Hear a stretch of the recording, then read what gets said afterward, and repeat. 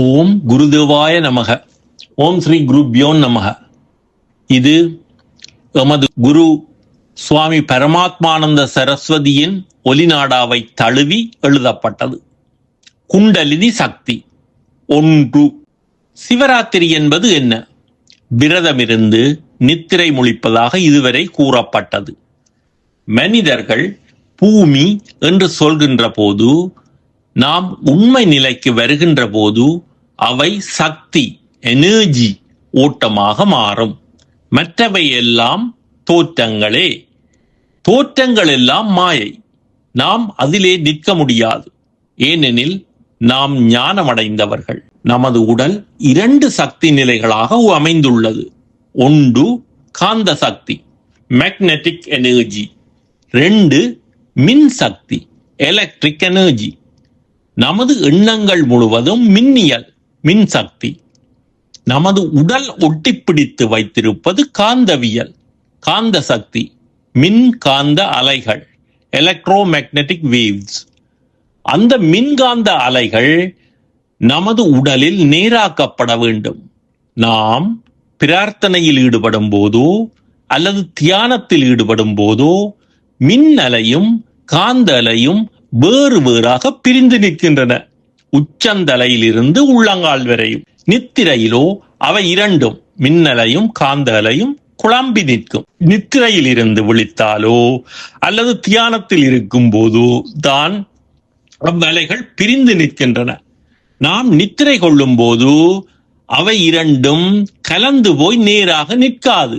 ஏன் இது நேராக நிற்க வேண்டும் என்றால், நாம் பிரார்த்தனையில் ஈடுபடும் போது ஈத்தரிக் எனர்ஜி என்று சொல்லப்படும் பிராண சக்தி அல்லது தெய்வீக சக்தி எமக்குள் இறங்க வேண்டும். சிவராத்திரி அன்று பிராண சக்தி பூமிக்கு பெரிய அளவில் வருகிறது. எனவே அதை புராணத்தில் சிவன் வருகிறார் என்று சொல்வர். ஈத்தரிக் எனர்ஜி மகா சிவராத்திரியின் போது மிக கூடுதலாக வருகிறது. ஏனெனில் அந்த நாளானது பகலும் இரவும் சமனான நாளாகும். ஆகையால் அந்த தெய்வீக சக்தி நமக்குள் இறங்க நாம் நமக்குள் இருக்கும் சக்தியை சிக்குப்படாமல் நேராக வைத்திருக்க வேண்டும். அப்போதுதான் வரும் தெய்வீக சக்தியாகிய ஈத்தரிக் எனர்ஜியை உள்வாங்கலாம், அதாவது ரிசீவ் பண்ணலாம். இந்த ஈத்தரிக் எனர்ஜி எனப்படும் தெய்வீக சக்தி, அந்த அருள் எல்லோருடைய உச்சியிலும் இருக்கிறது. அதாவது உச்சியின் மேல் 10 சென்டிமீட்டரில் அது உடம்பு பூராகவும் இருக்கிறது. அதாவது அச்சக்தியை உடம்போடு பதிப்பதற்கு பெயர்தான் ஆன்மீக பயிற்சி. ஆகையால் தான் ஒரு சுவாமியிடம் போகும்போது அவர் தலையில் கை வைத்து ஆசீர்வதிப்பார். ஏனெனில் சிவதளமாகிய இடத்தில் இருக்கும் ஈத்தரிக் எனர்ஜியை, உச்சந்தலையிலிருந்து 10 சென்டிமீட்டர்ல இருக்கிற ஈத்தரிக் எனர்ஜியை உச்சந்தலையில் கை வைத்து ஆசீர்வதித்து உடலுடன் இணைப்பதே ஆகும். அதற்கு பெயரே ஆசீர்வாதம். சிவதளத்தில் இருந்து அமர்த்தி நமது உடலோடு சேர்ப்பதற்கு பெயரே உடற்பயிற்சி சிகிச்சை, பிசியோதெரப்பி. உலகிலேயே மிகவும் சுகமான ஒரு சிகிச்சை மசாஜ் ஆகும். சிகிச்சை முறையில் ரேஹே பெரிய மரங்களின் கீழ் அமரச் செய்து மரங்களின் மேல் இருக்கும் ஈத்தரிக் எனர்ஜியையும் சேர்த்து பிடிக்கிறார்கள். பிராண சக்தி எல்லோரின் மேலும் 10 சென்டிமீட்டரில் நிற்கிறது. சூரியனுக்கு மேல் நிற்கிறது. பச்சை மரங்களின் மேல் நிற்கிறது. ஈத்தரிக் எனர்ஜி கூடிய மரங்கள் வேம்பு, துளசி, புனித மரங்கள் என்று கூறப்படுபவை மேலேயும் பிராண சக்தி நிற்கின்றது. நமது உச்சியின் மேல் நிற்கின்ற ஈத்தரிக் எனர்ஜி என்று சொல்வது தெய்வீக சக்தியை எமக்குள் இறக்குவதே ஆகும். அதாவது ஞானத்தால் விட்டு எமக்குள் அந்த ஈத்தரிக் எனர்ஜி பாய்வதாகும். கோயிலுக்கு போய் கும்பிடும் போது நமது 2 சக்திகளும் வேறு வேறாக மாறுகிறது. ஈத்தரிக் எனர்ஜி கோபுரத்தினோடு எமக்குள் பாய வேண்டும் என்பதற்காகவே நாம் கண்களை மூடி கும்பிடுகிறோம். நம்மை ஒடுக்கிக் கொண்டு நிற்கின்றோம். 2 சக்திகளும் வேறு வேறாக பிரிந்து நிற்பதற்காக. உண்மையில் ஈத்தரிக் எனர்ஜி நிற்பது சிவதளம்.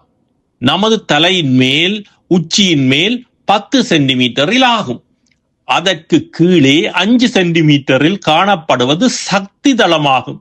சக்தி என்றால் பரிமாற்ற முகவர், டிரான்ஸ்போர்ட்டிங் ஏஜென்ட். சிவத்தை வைத்து கும்பிடும் போது ஒரு உருக்கம் வரும். சிவத்தை நமக்குள் கொண்டு வருவது சக்தியாகும். எனவேதான் மேலே கைகளை வைத்து கும்பிடும் போது ஓர் உருக்கம் வரும். ஏனெனில் இவ் etheric energy plate press towards to head. அதுவேதான் உச்சந்தலை. சகஸ்டாரம் என்று சொல்லுவது அதைத்தான். இந்த ஈத்தரிக் எனர்ஜியை எனது மின்காந்த அலைகளினால் எனது உடம்பு முழுவதும் கொண்டு வர வேண்டும்.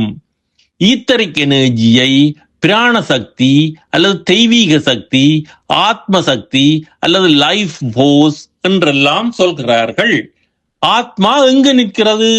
குழந்தைகளுக்கு உச்சந்தலையில் உயிர்நிலை இருப்பதாக பாட்டிமாரே சொல்வதுண்டு. உயிர்நிலை என பாலியல் உறுப்பையும் கூறுவார்கள். அதை பின்னால் பார்ப்போம். ஈத்தரிக் எனர்ஜி எனப்படும் தெய்வீக சக்தி இங்கு மேலே நிற்கிறது. மேலே நிற்கும் ஈத்தரிக் எனர்ஜியை இழுத்து சக்தி தளத்தினூடாக பரிமாற்றம் செய்து நமது உடலினுள் இறக்கும் போது, அதாவது என்னை பூரணமாக ஆத்ம சக்தியாக நிரப்புதல் வேண்டும். பூரணமாக நிரப்பும் போது ஒவ்வொரு செல்லும் நிரம்புதல் வேண்டும். நான் மின்காந்த அலைகளினால் அதை இழுக்கிறேன்.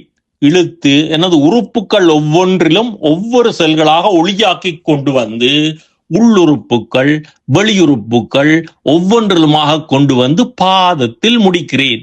ஒளியாக செய்கின்ற போது அமைப்பில் சிஸ்டம் உள்ள புள்ளிகள் கருப்பு, மண்ணிறம், வெள்ளை எல்லாமே ஒளிப்புள்ளிகளாக மாறும். எனது கர்மா என்னும் புள்ளி அகற்றப்படுகிறது. எதனால்? தியானத்தால். எல்லா புள்ளிகளும் ஒன்றிணைந்து ஒளிப்புள்ளிகளாக வருகிறது. ஒரு கட்டத்தில் செல்களில் உள்ள எல்லா நிறங்களும் மறைந்து தங்க நிறமாக மாறும். எனவே செல்ஃப் ஹீலிங் தன்னரவரம் நடக்கிறது. என்னுடைய செல் எல்லாவற்றிற்கும் எனது பிறப்புடன் சேர்த்து எத்தனை வருடங்கள் என உண்டு, அதுவும் பதிவுதான். நான் எத்தனை வருடம் இந்த பூமியில் இருப்பேன் என்பதும் கூட பதிவுதான். அந்த பதிவையும் இது எடுக்கின்றது, அதாவது மாற்றுகின்றது. எனவே சாத்திரப்படி வாழ மாட்டோம். நாம் தான் நமது ஆயுளை தீர்மானிப்போம். இந்த ஒளியை கொண்டு வரும் போது செல்களில் உள்ள எல்லா பதிவுகளும் மாற்றமடைகின்றன. பதிவு நிறங்கள், இந்த நிறங்கள் மாற்றமடைகின்றன. செல்கள் அதனுடைய தங்க ஒளி நிறத்தை அடைகின்றன. இதை எனது மனதால் கொண்டு வருகிறேன். மனம் என்பது என்ன? மின்னலைகள். அங்கு உள்ளது என்ன? காந்த சக்தி. மின் காந்த அலைகளினால் ஈத்தரிக் எனர்ஜி எனப்படும் தெய்வீக சக்தியை கொண்டு வந்து ஒவ்வொரு செல்லாக அபிஷேகம் செய்கிறேன். ஒளியினால் குளிக்க வாக்கின்றேன். இதையே உள்ளும் புறமும் தொடர்ந்து செய்து கொண்டிருக்க வாழ்க்கையில் 100 தடவை செய்தாலே போதுமானது. நீங்கள் சித்தராகி விடுவீர்கள். ஞானத்தால் சித்தத்தை சொல்லப்படுகின்ற எண்ணாலே ஏற்றி வைக்கப்பட்ட அந்த தெய்வீக சக்தியில் மனித சக்தி ஒன்றும் இல்லாமல், ஹியூமன் கான்சியஸ்னஸ் எல்லாம் அவனுடையது என்று கருதி கொண்டவர்களால் மட்டும்தான் இது முடியும்.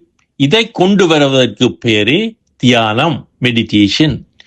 ஈத்தரிக் எனர்ஜி தலையிலும் இருக்கிறது, ஆண்களின் விந்து பையிலும் இருக்கிறது, பெண்களின் சினைப்பையிலும் குறைந்த அளவில் இருக்கிறது. ஆகவே இயற்கையில் ஆண்களின் விந்து பையில் இருக்கும் ஈத்தரிக் எனர்ஜியை பெண்களின் சினைப்பைக்குள் தள்ளுவதை இயற்கையிடம் விட்டிருக்கிறது. இதற்கு பெயர்தான் பாலியல். அதையே சமூக ரீதியில் பாலியல் என்று கூறுகிறார்கள். எனவே ஈத்தரிக் எனர்ஜி தலைக்கு மேலேயும் உள்ளது, விந்து பையிலும் உள்ளது. விந்து பை என்பது மூலாதாரம். மூலாதாரத்தை குலுக்குவதற்கு பெயர்தான் பிள்ளையார் வழிபாடு. அங்கு பாலியலில் ஈடுபடாமல் குலுக்கப்படுகிறது. குலுக்கியவுடன் ஈத்தரிக் எனர்ஜி உடல் பூராகவும் பரவுகின்றது. இவ்வாறாக எனது தெய்வீக சக்தியாகிய ஈத்தரிக் எனர்ஜியை எனது உடல் பூராகவும் இருக்கும் ஒவ்வொரு செல்களுக்கும் நான் கொண்டு செல்கின்றேன். அப்போது ஒரு தெய்வீக சுகம் கிடைக்கிறது. ஈத்தரிக் எனர்ஜி எல்லா மனிதர்களின் உச்சந்தலை மேலும் 10 சென்டிமீட்டர் உயரத்தில் இருக்கிறது. இதை தெய்வத்தின் பெயரால் கட்டிப்படுத்துவதற்கு பெயர்தான் கவசம். எனவே கவசம் என்றால் என்ன? உச்சந்தலையின் மேல் 10 சென்டிமீட்டர் நிற்கும் தெய்வீக சக்தியை கட்டிப்படுத்துவதற்கு பெயர்தான் கவசம். இதை எப்படி கட்டுப்படுத்துவது? எனது மின்காந்த சக்தியை வாயால் சொல்லி சொல்லி மனதால் நினைக்கின்ற போது மின் சக்தியால் அது அவ்வவ்விடங்களுக்கு செல்கிறது. கண்களை கந்தன் காக்க எனும் போது கண்களில் அந்த சக்தி கட்டிப்படுகிறது. கந்தனில் தொட்ட சக்தி கண்களுக்கு வருகிறது. கடவுளின் பெயரை சொல்லி ஒரு உறுப்பை நினைக்கும் போது அவ்விடத்துக்கு சக்தி போய் கட்டிப்படுகிறது. அதாவது அவ்விடத்தில் மின் சக்தியும் காந்த சக்தியும் தெய்வீக சக்தியாக ஈத்தரிக் எனர்ஜியும் சங்கமமாகின்றன. These three energy focusing particular part. இதுவே சகஸ்டாரம். இதிலிருந்து உடலின் பல பாகங்களுக்கும் இந்த ஈத்தரிக் எனர்ஜி செல்கிறது. இவ்வாறு முறையான தியானத்தின் மூலம் எமக்குள் அந்த தெய்வீக ஒளியை கொண்டு வருகின்றேன். இவ்வாறாக படுத்திருந்தோ அல்லது காலையில் அதிகாலையில் எழுந்தோ ஒவ்வொரு உறுப்புகளுக்கும் உச்சந்தலை முதல் உள்ளங்கால் வரை உள்ளும் புறமும் செலுத்தினால் எல்லா உறுப்புகளும் பலம் பெறும். வாழ்க்கையில் 100 தடவைகள் செய்தால் போதும், உங்களுக்கு இறப்பில்லை. ஏனெனில் நோய், கர்மா எல்லாமே கருப்பு மண்ணிறம் ஒளிப்புள்ளிகளே. இவை யாவுமே தங்க நிற ஒளிப்புள்ளிகளாக மாற்றமடைந்துவிடும். நோய் இல்லாமல் இருப்பதற்கும் ஆயுளை நீட்டிக்கவும் கண்டிப்பாக நீங்கள் பயிற்சி செய்ய வேண்டும். இதை அப்படியே கால் முழுவதும் ஒளியாக்கிவிட்டு அப்படியே திரும்பி மூலாதாரத்திற்கு வந்து பின்னுக்கு மூலாதாரத்திற்கு ஒளியை திருப்புங்கள். முதுகெலும்பு முழுவதும் விட்டு ஒவ்வொரு சக்கரமாக விட்டு நேரடியாக கொண்டு வாருங்கள்.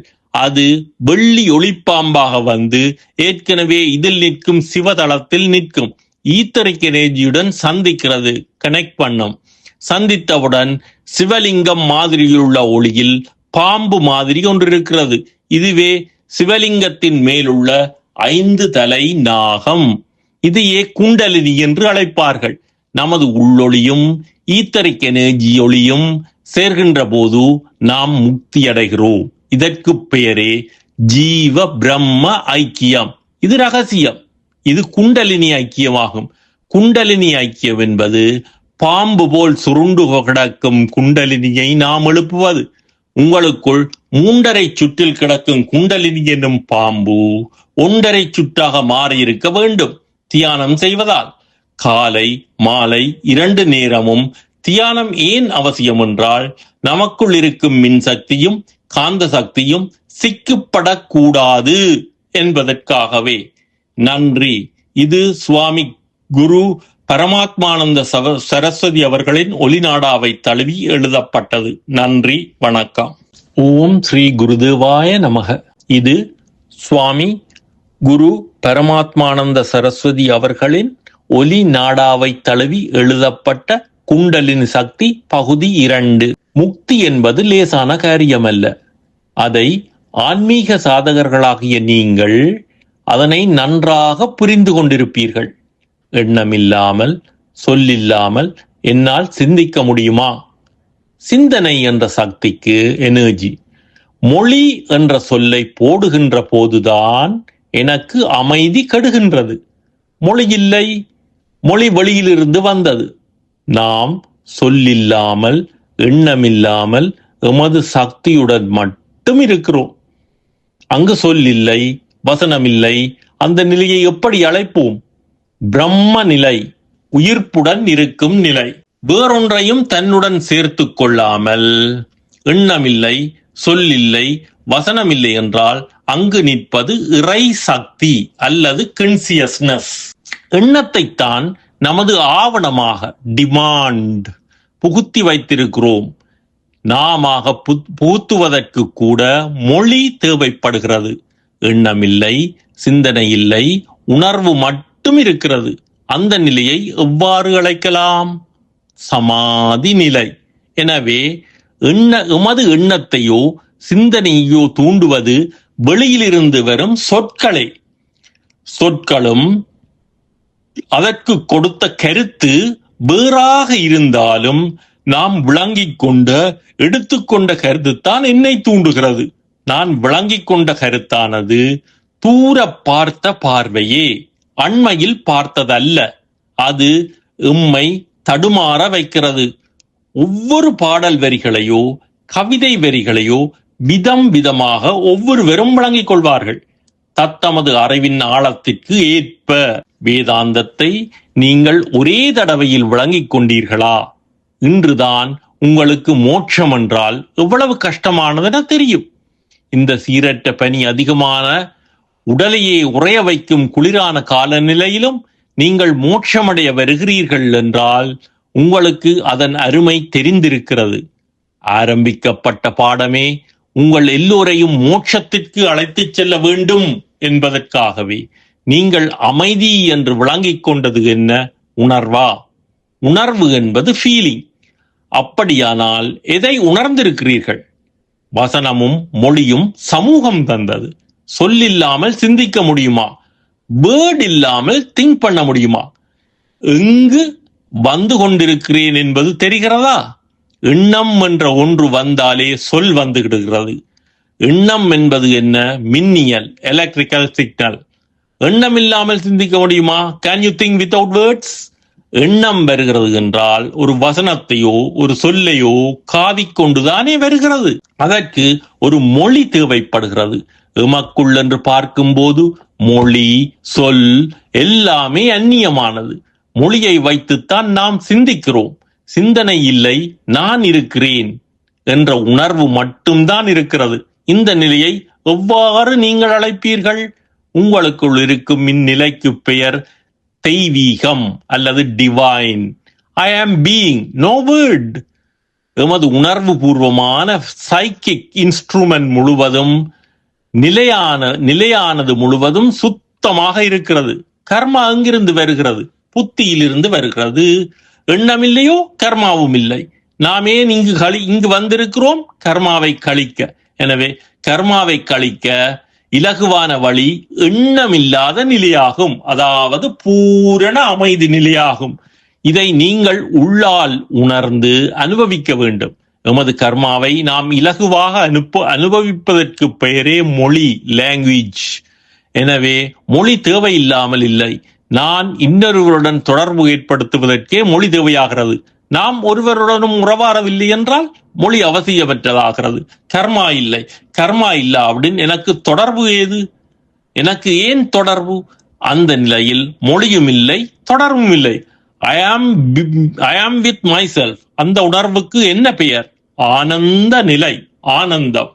நாம் தொடர்பாடல் செய்வது கர்மாவை கூட்டவா குறைக்கவா? கூட்டுவதற்கு. நாம் கர்மாவை எனது செல்களில் இருந்து அழிக்கும் முயற்சியில் ஈடுபட்டுள்ளேன். ஒரு செல்லுக்குள் 2 டிஎன்ஏக்கள் உள்ளன. அதில் ஒரு பகுதியை நியூக்ளியஸ் என்றும் புறப்பகுதியை மிச்சோன்ட்ரியா என்றும் அழைப்பர். சாப்பாடு, தொடர்புகள், நடையுடை பாவனை எல்லாமே இதில் தான் தங்கி இருக்கிறது. கர்மாவும் கூட அழிப்பதற்கு வசதியாக புறச்சுற்றில் இருக்கிறது. ஒரு செல்லில் உள்ள 2 டிஎன்ஏயை அழித்தால் அதில் தான் நமது ஆயுள், வாழ்க்கை முறை எல்லாமே அடங்கி இருக்கின்றன. எனவே அதை அழிக்கும் போது நமது ஆயுளை நாமே தீர்மானிக்கும் சக்தியாவோம். எம்மை சரியாக கையாள்வோமாயின் எமது உடல் கீழே வீழாது. மரணமில்லா பெருவாழ்வாக எமது உடல் ஒளியாக போய்விடும். ஏனெனில் நாம் நமது உடலில் செல்கள் ஒவ்வொன்றையும் ஒளியாக மாற்றுகின்றோம். வள்ளலார், பாபாஜி எல்லாருமே இதற்கு உதாரணங்களே. எண்ணமில்லாமல், வசனமில்லாமல் சிந்திக்க முடியாதா என்பதே இன்று பார்க்கப்படுவதாகும். உங்களுக்குள் அமைதி நிலையில் இருங்கள், சமாதி நிலையில் இருங்கள் என்று நான் சொல்லாமல், எண்ணமில்லாமல், சொல்லில்லாமல் இருங்கள் என்று கூறுகிறேன். ஒரு சொல்லையும் நீங்கள் எடுக்கக்கூடாது. சொல் உன்னுடையதல்ல, அது சமூகம் தந்தது, கூட்டுக்கர்மா. இப்போது நீங்கள் அந்த நிலையை சிந்தித்து பார்க்கும் போது நீங்கள் எங்கே நிற்கிறீர்கள்? ஆனந்த நிலை. இதை ஏன் ஆனந்த நிலை என்கிறோம்? இதுவே நமது இயல்பு நிலையாகும். அதுவே ஆனந்த நிலை. நமது உபனிஷத்துடன் கூடிய இந்த உபதேசமானது நேதி நேதி என ஒவ்வொன்றையும் விலத்திக் கொண்டு வர நீங்கள் மற்ற ஒன்றிலும் விழுந்து விடாது உண்மையாகிய பிரம்மத்தை அப்படியே பிடித்து கொண்டு விட வேண்டும். சென்ற தடவை நான் குண்டலினி சக்தி பற்றி கூறினேன். குண்டலினி சக்தி என்றால் என்ன? ஈத்தரிக் எனர்ஜி அல்லது ஆத்மா. நமது பிரம்மம் சொன்னதை நாம் இன்று உங்களுக்கு சொல்கிறோம். மூலாதாரத்தில் 3.5 சுற்றி பாம்பு மாதிரி அந்த குண்டலினி இருக்கிறது. குண்டலினி என்றால் சமஸ்கிருதத்தில் பாம்பு. இன உறுப்புகளுக்கு கீழுள்ள பிட்யூட்டரி கிளாண்ட் சக்கரத்தில் இருந்து பின்னோக்கி வந்து வால் எலும்புகளுக்குள்ளால் மேலே ஏறுகிறது. மேலே ஏறி உச்சந்தலையில் வந்து பாம்பு மாதிரி நிற்கிறது. உச்சந்தலையில் சிவதளத்தில் ஈத்தரிக் எனர்ஜி அதை தொட்டு நிற்கிறது, சங்கமிக்கிறது.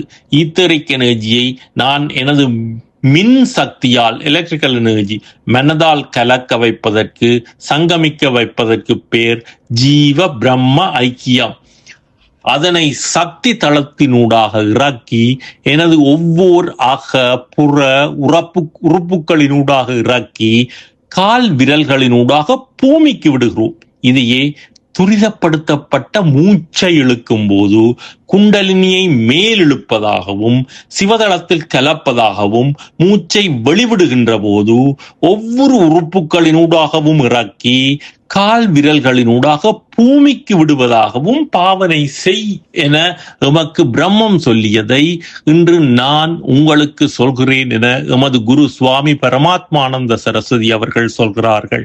மூச்சை ஆழமாக இழுக்கும் போது மூலாதாரத்திலிருந்து பின்பக்க சக்கரங்களினூடு வந்து சிவதளத்தில் ஐக்கியமாகி பின் மூச்சை வெளிவிடும் போது சக்தி தளத்தினூடாக ஒவ்வொரு அக புற உறுப்புகளினூடாக பாதத்தில் விட்டு பெருவிரல்களினூடு பூமிக்கு வெளிவிட வேண்டும். இது உடல் பூராகவும் ஒளியாக மாறுகிறது. இதில் முதலாவது பலன் செல்ஃப் ஹீலிங். இரண்டாவது பலன் உடலில் ஒரு நோயும் இருக்காது.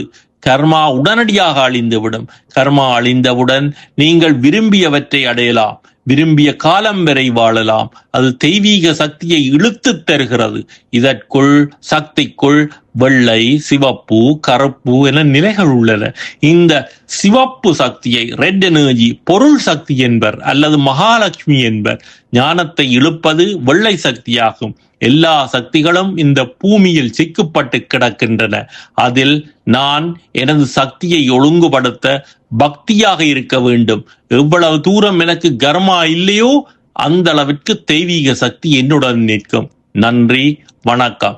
இக்கட்டுரையும் எமது குரு சுவாமி பரமாத்மானந்த சரஸ்வதி அவர்களின் ஒலி நாடாவை தழுவி எழுதப்பட்டது. நன்றி, வணக்கம்.